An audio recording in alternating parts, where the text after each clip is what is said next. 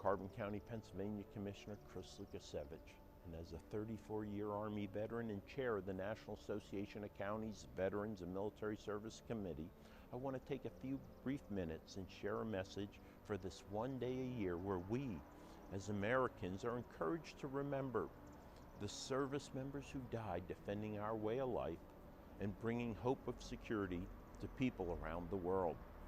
On Memorial Day, many will speak eloquently of the meaning and significance of the day and rightly emphasize the number of lives lost while gaining and then for nearly 250 years sustaining our freedoms.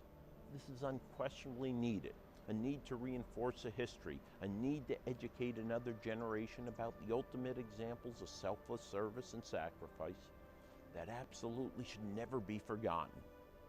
But I'll forgo that in my very brief comments and leave that to others. I'm standing in front of the Civil War and World War II Memorial here in Jim Thorpe, our county seat. On a plaque directly behind me lists all the chunkers, men and women from Mock Chunk, who served in World War II, with special emphasis added to those names or service members who died in service to our country and that of our allied nations. In April, I spent 3 weeks interacting with elements of the Army Special Forces Company that lost 4 soldiers in the Tongo Tongo ambush in Niger, Africa, just about 5 years ago.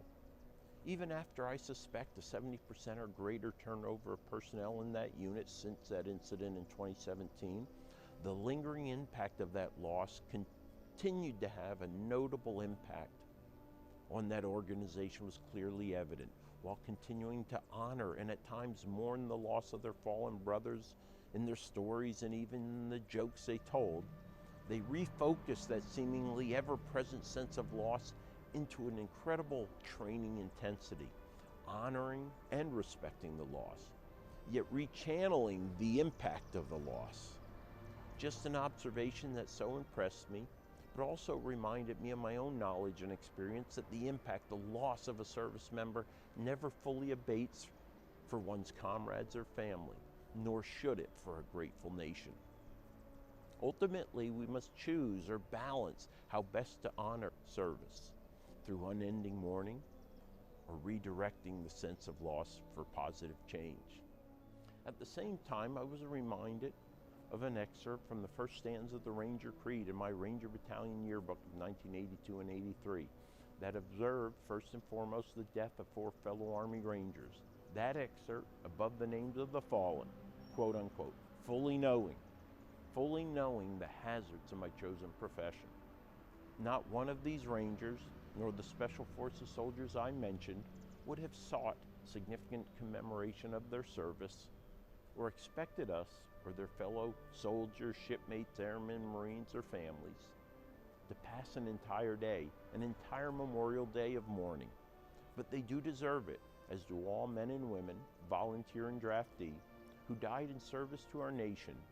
But again, the fallen would not expect a day of total mourning, for they were fully knowing the hazards of their chosen profession.